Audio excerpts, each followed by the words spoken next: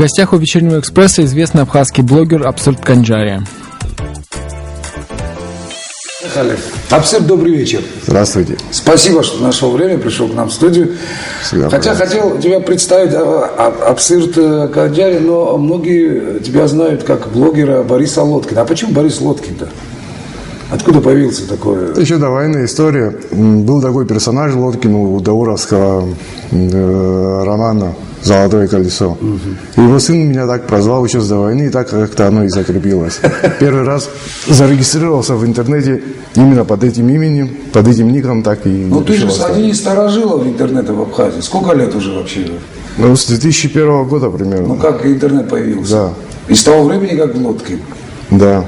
Хорошо, Борис Лодкин, кроме того, что ходит в интернет, чем еще, каким образом связан с интернетом? Я в разное время работал с разными провайдерами. И даже была в одно время своя организация, контора. И предоставляли услуги связи в городе Сухум. Кстати, очень хорошая тема. Вот провайдеров. Да, вот, часто мы слышим, да, мнение в обществе, что почему-то слишком дорого абхазский интернет. Вообще, что происходит на провайдерском таком рынке, так скажем? Сколько рынка как такового, по сравнению, допустим, с другими странами или регионами России, по Абхазии, можно сказать, нет. На пальцах. Насчет ценообразования нужно учитывать все факторы, которые влияют на это, и потом уже, исходя из этого, представлять себе объективную картину. Факторов немало. Это и условия подключения к внешнему провайдеру, это и внутренние коммуникации, это и формальности типа выдачи лицензий и прочее. Управление правительственной связи, ныне Министерство связи, энергетики и что там еще, транспорта, да.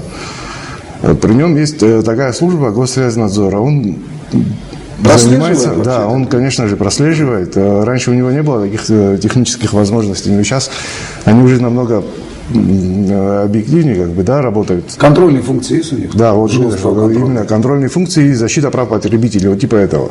А у них есть? Да.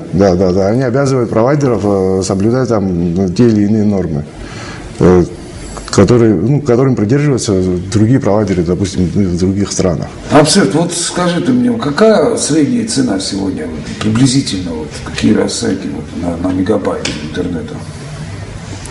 Например, у тех же известных сотовых операторов, да, их два. Обычно 60-80 копеек за мегабайт примерно получается. 60-80 копеек за мегабайт в среднем, в зависимости от тарификации пакета.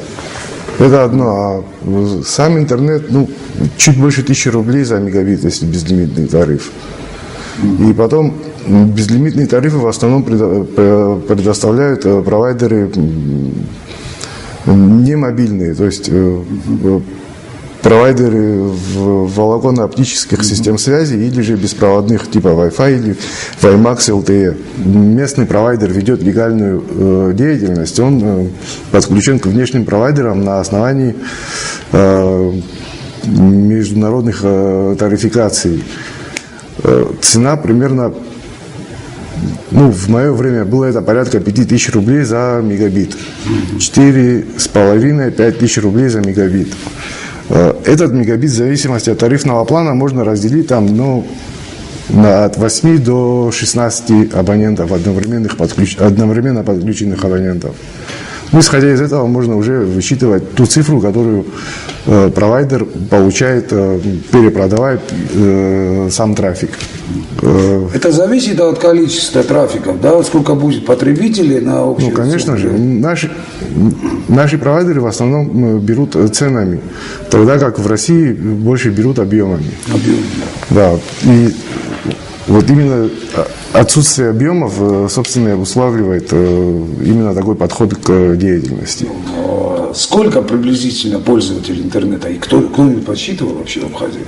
Но это внутренняя коммерческая информация, как правило, и разглашению не подлежит. Но, с другой стороны, общаясь с технарями той или иной конторы, как бы можно, да, для себя там какую-то цифру представить. Ну, приблизительно. Какой процент населения? Ну, я не знаю, какой тут процент населения. 240 тысяч, говорят, да? Ну да, 246. Ну, вот порядка 70-80 тысяч, в принципе, да, пользуются интернетом. Потому что в обществе существует такое мнение, как будто некий такой сговор, да, что между провайдером, если кто-то там, допустим, понизит чуть цену, значит, чуть не там такой заговор.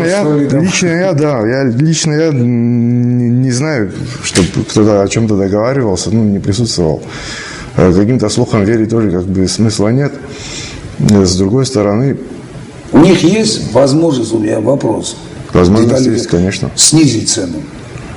В ущерб себе, да.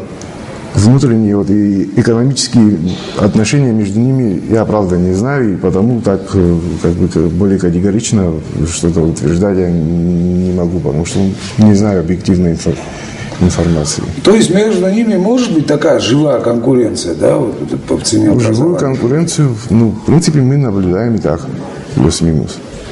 Ну, совсем там, совсем плюс-минус, кажется. Ну да. Но если вот разобрать детально тарифные планы, то, в принципе, видно, что там ничего такого особо значительного. Разницы практически так особо никакой. А на ценообразование может, допустим, иметь значение подключение новых потребителей? У нас есть резерв, чтобы добавятся новые пользователи активные? Допустим, если в районы на периферию придут более мелкие провайдеры, которые только-только на стадии становления или развития своего бизнеса, то, в принципе, они могут составить хорошую конкуренцию гигантам и тем самым, во-первых, и цены снизить, и, возможно, даже как-то повлиять на скорость и стабильность связи.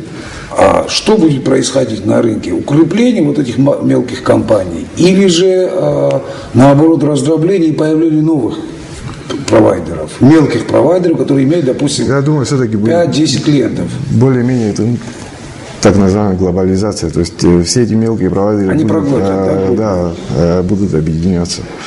Это, в принципе, тенденция, которая наблюдалась и в России, и в Европе, и так далее, и так далее. Но ведь сейчас фактически на стадии становления этой культуры, вообще в целом коммуникационной, информационной культуры. И вряд ли мы чем-то будем отличаться от опыта других стран. То есть наш опыт будет примерно таким же. Абсолютно, у меня один вопрос, который я никак не могу обойти. Насколько я понимаю, ты будешь баллотироваться, да, в городское собрание? Почему ты принял такое решение? У меня есть определенные соображения на эту тему, но я не знаю, насколько это правильно было бы сейчас говорить об этом, потому что нет, ты же своим избирателям будешь обещания раздавать, как другие делают, например, кстати, о качестве интернета в своем районе? Нет, именно насчет интернета я мало кому с кем говорил. Абсурд, спасибо, что пришел к нам, нашел время, оторвался от интернета и пообщался нам на очень интересную тему. Что бы хотел добавить в итоге, суммируя, резюмируя нашу беседу? Что будет с нашим интернетом? В том числе и, естественно, имея в виду цену. Я думаю, все-таки Министерство связи и местные органы самоуправления найдут общий язык и в целом будет определенное снижение. Во-первых, и во-вторых, на периферию, как в Сухуми, так и в других районах, будет определенные условия для того, чтобы развивался этот бизнес. На этой позитивной ноте закончим беседу. Спасибо большое. Спасибо, что пригласили.